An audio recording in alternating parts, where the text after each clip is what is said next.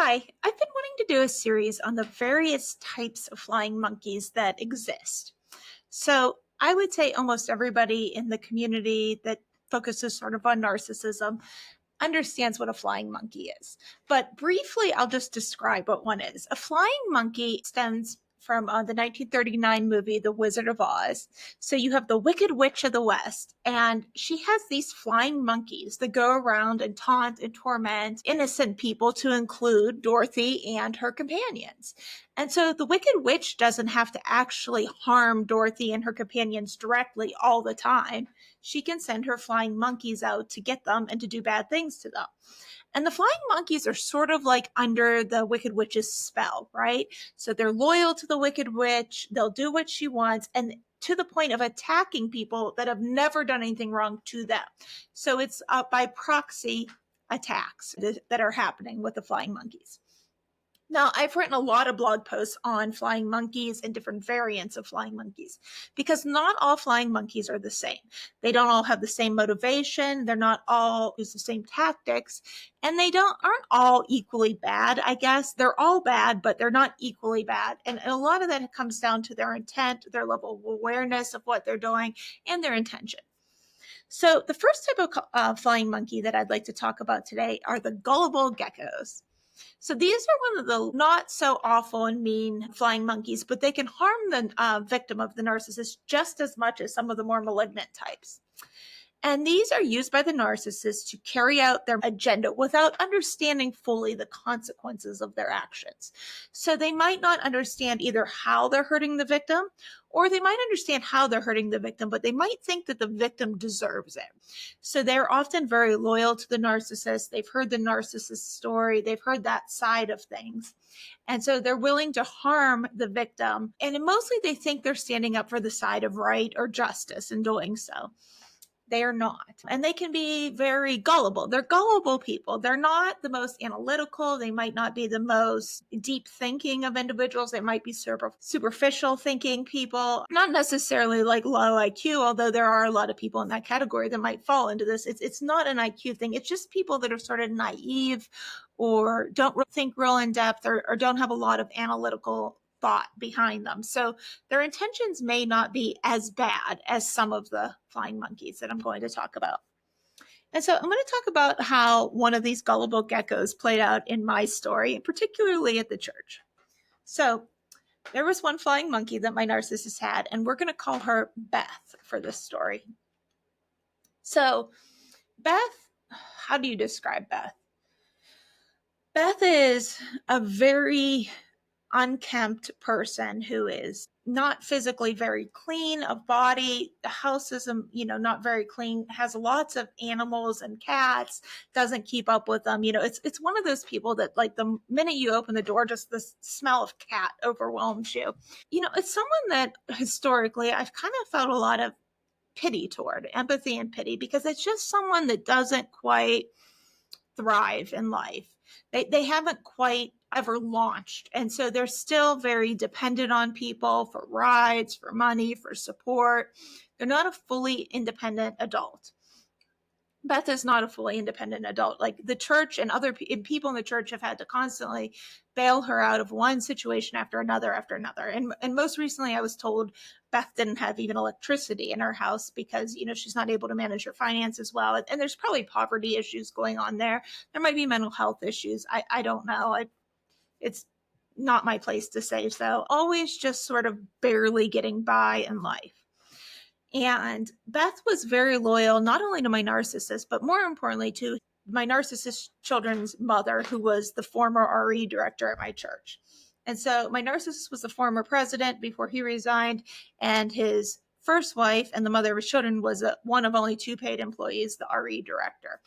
And again, as I've said many times, these two joined together to recruit many flying monkeys to come after me after my narcissist was arrested for the second time for domestic assault and harassment.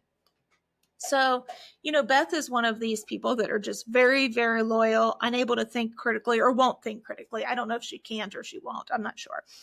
It could be willful ignorance. I don't know.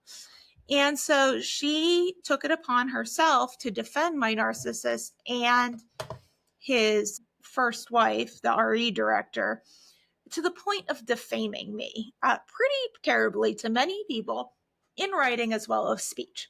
Again, these people aren't the most deep thinking people, so they'll put in writing things that most people would know, maybe you shouldn't. So over the years, gotten various screenshots from my friends have said, Beth has said this and Beth has said that about you.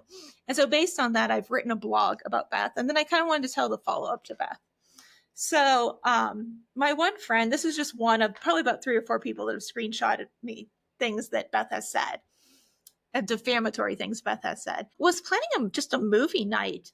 And he invited Beth, and out of nowhere, Beth said, I will go, but don't invite Ekho.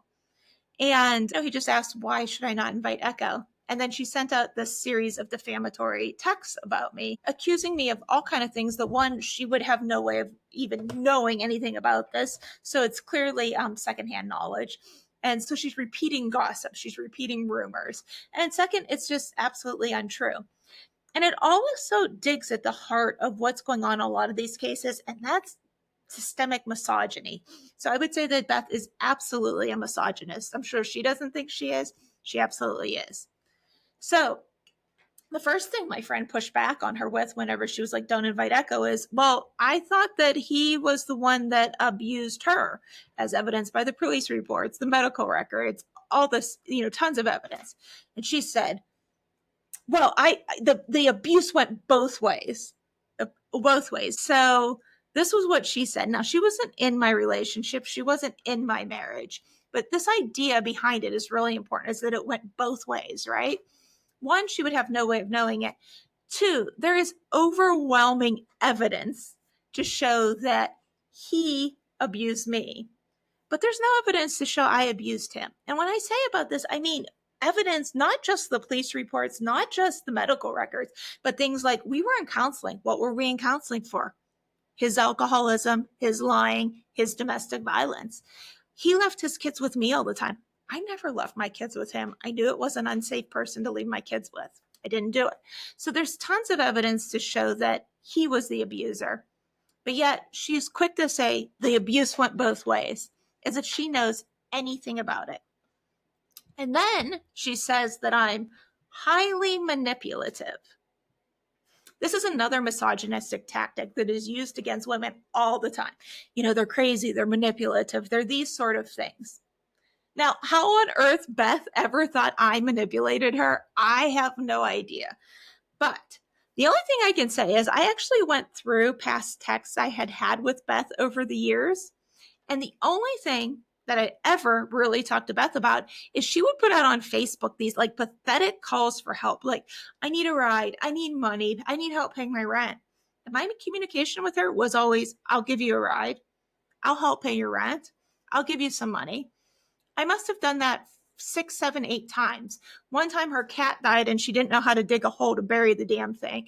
And so she put out this really pathetic call for help. And I offered to come over and to bury her cat. Someone else came before me. But, those were my only interactions through the years. It was me offering to help her. Yet somehow I was manipulative. I guess all those nice things I did for her throughout the years was me secretly manipulating her. I think this tells me more about Beth than it does me. People project all the time. Then she says that I threatened my narcissist kids. And she even says who she heard this from. That's what's really interesting. She says that she's heard it from these 2 other flying monkeys, that it was my narcissist and his first wife, the RE director, they're best friends. And so they're saying that I'm threatening the kids. Now, there is overwhelming evidence to show that my ex was the threat and the abusive one. There is even a civil no contact order that he's not allowed around my kids. There's nothing in reverse. There's nothing to show that I ever threatened, harmed, hurt, or any way manipulated, did anything mean to his kids. I cared for his kids and I protected his kids against their alcoholic father. That's what I did. But yet she has the audacity to say that she heard that I threatened the kids. So she's repeating lies and rumors. This is also indicative of someone of very little character and values in general that would just repeat something like this, and not that bright to put it in writing. They must not understand defamation. I don't know, or not care. And then she says in this text to my friend that I denied my narcissist kids contacts, medications, glasses, clothing, etc. Now, I'm just going to read exactly what I put in my blog about this because it really is interesting, okay? So, what she, I think, is referring to a little bit here is whenever my ex went to jail for the second time for assaulting me, there was a temporary PFA put into place and he was out on bail. He was not allowed near me, in contact with me, or in my house. He was also going around lying and saying things like, I threw myself into my wall to break my own collarbone and give myself a concussion to make him look bad. So, at the sound advice of my lawyer, I decided to follow the law to the T. Now, there were things in my house that his children needed. They were his children's things.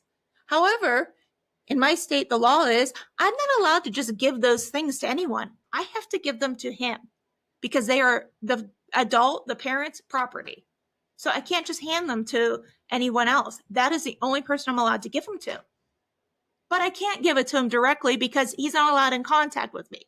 So my lawyer wrote to his lawyer, wrote to him immediately the proper procedures for getting his kids their stuff per the law. And so it doesn't threaten me, harm me, or break the law. And he could have had the things for his kids that day. I even took that and I sent it to the kid's mother, the one of his flying monkeys who recruited the other flying monkeys. And I said, this is how you get your kids' stuff. And you can get it today, but you have to follow these protocols. He wouldn't have anything to do with it. He wanted to be alone, unsupervised in my home. And my lawyer said, absolutely not. That is completely not how things are done. It's not the law. It's not how anything should go. You get a constable to come in. He gets a set list of things he wants. With the constable and me present, he can come and collect the stuff and then he leaves. That's how it goes. And he would have nothing to do with that. He wanted alone in my house, unsupervised. Absolutely not. So his kids didn't get some of the things they probably should have had, but that was his doing, not mine. So Beth decides that it's okay to go and spread all of these rumors and lies to people.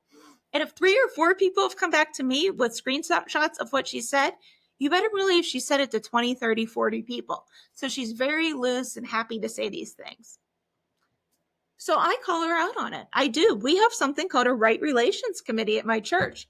And I send a letter to them. I say, these are the texts I'm getting from other people saying that she's saying these things about me. Can you please intervene and help?